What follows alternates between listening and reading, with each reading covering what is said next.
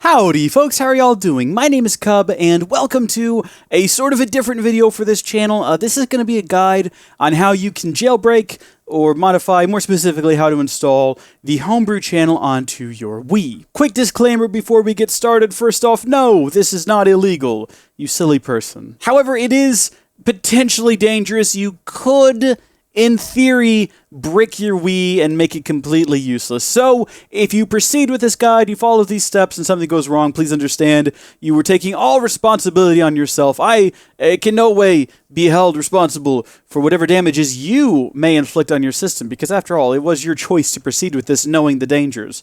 So, if you agree to the terms and conditions, continue to watch the video. Let's talk about the things that you're going to need. So you're going to need one of the earliest models of Wii. It doesn't matter if it's compatible with GameCube or not. It can be either of those models. However, I don't think this works. In fact, I know this doesn't work with the Wii Mini. I'm not sure about like the soft blue colored Wiis and all those other variants that came out later on. Very specifically, I know for sure it works with the first generation, the white Wii, with the GameCube backwards compatibility, as well as the Wii without GameCube backwards compatibility. So if you got one of those, you should be good. You're going to need an internet connection on the Wii. It can be either Wi-Fi, or if you have like a USB to Ethernet adapter, that's fine. It can be wired, but it has to be connected to the internet for the Homebrew installation to work. After that, you're going to need a Wiimote. Now, this is actually the second Wii that I have modded. I did my personal Wii, and now I'm doing this one that I got for dirt cheap for my nieces. So I went ahead and picked up a nice pink controller because like that's their favorite color. They're very, very simple, pink and purple and your standard girly things. Now, I set up my Wii with a Wii Motion Plus controller. Some people have said they've had issues doing that, and they recommend using the standard Wii Wiimote. I didn't have trouble. If you do, using one with Wii Motion Plus built in, just get a regular Wiimote. I'm going to be using this Rock Candy knockoff brand. I think it should work just fine. There's not really a whole lot of menu navigation you have to worry about, but that will be the remote that I'm using. Next, you will need an SD card, and it has to be a card that you're willing to give up to the Wii forever, you know, for however long you plan on having your Wii modded. Once you have Homebrew installed, you don't need to keep the SD card in there anymore, but once you start adding Homebrew applications, they're going to live on this SD card, which means it has to stay inside the system. So if you have a spare one lying around and you think, I think I'll use that, just make sure you don't plan on using it for anything else. Now, as for what kind, it doesn't really matter. Back in the day, you could only use standard SD cards, but thanks to the latest Wii software update, version 4.3, which was released 6 years ago, you can now use SDHC cards, but only up to 32 gigs. There is a formatting issue with the Wii. It will only allow you to have an SD card up to 32 gigs. I would recommend using nothing smaller than 4 gigs.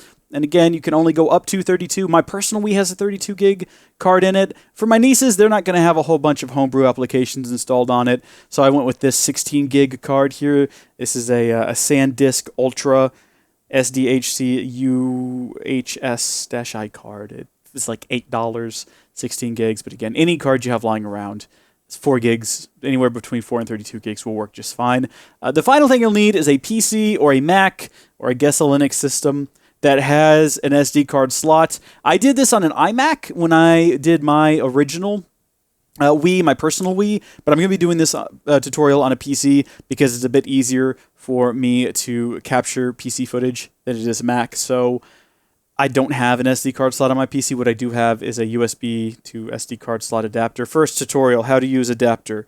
Plug SD card into, and then into USB. Very straightforward. So again, just to recap, you're going to need a Wii with an internet connection, a Wiimote, an SD card, and a computer with some way to get that SD card into the computer. So with all that, we're ready to move on to the next step, which is actually on the Wii. So as you can see here, we are on the Wii menu. The first thing we're going to do is navigate down to the Wii options, go over to Wii settings, and then in the top right, once this loads, we'll find out what version we're running.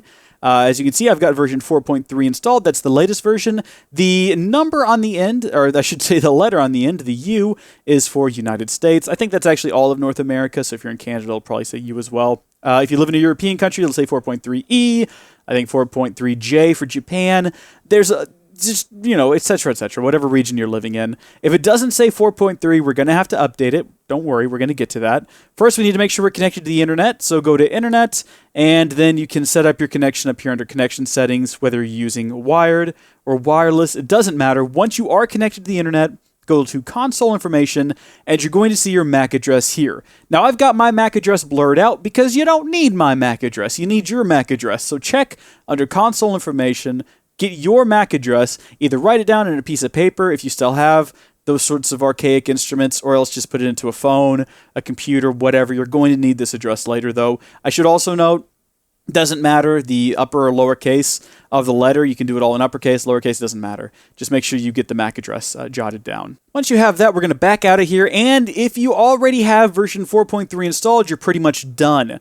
If not, go over here to Wii System Update and update your Wii to 4.3. Just click there, and it's going to come up. You click yes, and then you agree, etc., etc. We don't have to do it because I've already got my Wii updated and ready to roll. So assuming you are currently on version 4.3, I mean, you've had 6 years to do it, you can continue the next step. If not, go ahead and update your Wii to the latest version, and maybe while that's happening in the background, let's go ahead and switch over to your PC or Mac. Now again, I am doing this tutorial on the PC. The steps will be very similar to Mac. Down below in the description of the video, my goodness, I look pale. It's because I've got a bright web page open in front of me. You'll find a link to this web page in the description of the video. It's please.hackme.com. This is where you're going to select your system menu version. So again, pick your region. I live in the US, so I'm going to go 4.3U. If you live in Europe, Japan, etc., just select the correct version. Here where it says MAC address, insert your MAC address. I've already got mine in there, and it is blurred out because you don't need mine.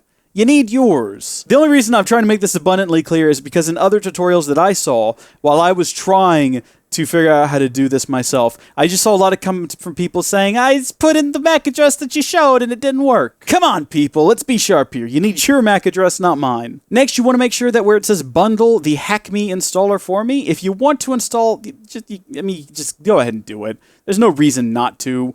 Then we need to click I'm not a robot. If you are a robot, I'm not here to judge. That's fine. You do you, but you will have to lie in this situation. Otherwise, this isn't going to work. Choose to cut one of the wires, red or blue, doesn't matter. It really doesn't matter. We'll go with blue. Why not? So down here in the bottom left, you'll see it has downloaded the Letterbomb installer. But where has it downloaded it to, you may be asking? Well, it should have put it in your downloads folder. If it's not there, I don't know what to tell you. I don't own your computer. I don't know how your computer works. You might have it set up differently.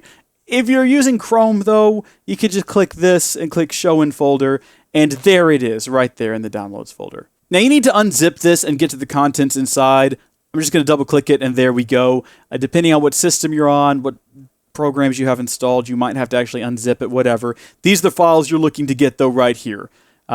Next up, we're going to take that SD card of ours, and we're going to, in this case, put it into adapter and plug it into the PC. You might have an SD card plug built in, whatever. This is where things get serious right here, folks. There we go.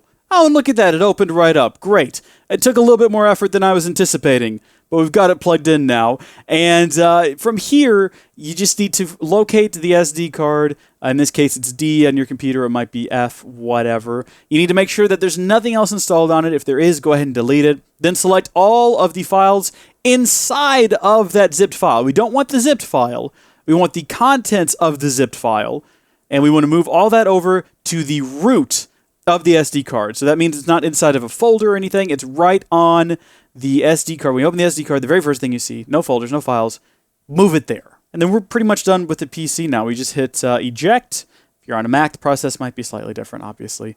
And we're ready to switch back to the Wii. This is it, folks. This is the point of no return. If you've made it this far, we're going to plug in this SD card into the Wii. And if you're thinking of turning back, now's the time to do it. You can see down there in the bottom left, it shows that an SD card has been inserted. We're going to ignore that, though. We're going to go over here to the message board. And you might have to cycle through a few days until you find it. There it is. That's the Letterbomb. Once you click that, there's no turning back. Actually, you could just turn the Wii off, take the SD card out. But for the sake of... just click it. There we go. Look at that. I know that looks scary, but don't panic. This is all expected. It's going to do this for a little while. It's going to come up and tell us this software must not be sold, neither alone nor as part of a bundle. Yes, we realize that. Thank you very much. In a second, it will finally give us the option to skip this message by pressing 1. But that sometimes takes a while. You just have to wait it out. There we go. So press 1 on your Wiimote. and we'll fade into the next. So as you can see, we can install the Homebrew channel. Boot Me can only be installed as an iOS and iOS. Now, if you don't know what Boot Me is, you could do some research on it and decide if you want to install it. We're not going to go through with it. I did install it on my personal Wii. Have no desire to install it on my niece's. All we want is the Homebrew channel. So we're going to click A to continue, and we're going to go up using the D-pad, up. And we're going to click A to install the Homebrew channel. Install the Homebrew channel now. We're going to go up, and then we're going to click A again for yes, continue. Installing the Homebrew channel. Oh my gosh, so many dots. Success. Hit A again to continue. And from here, we just got to go down and click exit. And don't panic. It's all fine. Look at that. Homebrew channel. Now, if you're wondering, hey, what now? Well, you could go ahead and hit the home button. You can read About, exit to System Menu, or you can shut down your Wii. There's not really a whole lot you can do with just the Homebrew channel. You're going to have to install apps in order to really do any of the fun stuff. And maybe I'll make videos in the future discussing how to install different homebrew applications, like the USB loader, which allows you to actually take the games from their discs and then put them on a USB drive to boot off of, which is faster and more convenient because you don't have to swap out discs. It's pretty cool. I've got that on mine. I'll probably do it on theirs as well. But that pretty much does it for this tutorial. You've now got the Homebrew channel installed on your Wii. If you'd like, you can just hit the home button. You can exit to System Menu, and that'll just take you back to your Wii. You can continue to use your Wii exactly like you always have. It'll work just fine.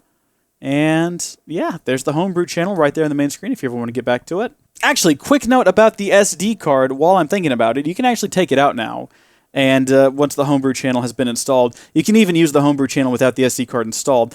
What you're going to want to do, though, is go ahead and format this, delete everything on it, and then create an apps folder, and that's where you're going to put your apps. And when you plug it back in there, go into the Homebrew channel, your apps will be listed. I think I'll do a tutorial for that in the future. If I do, I'll link to it at the end of this video.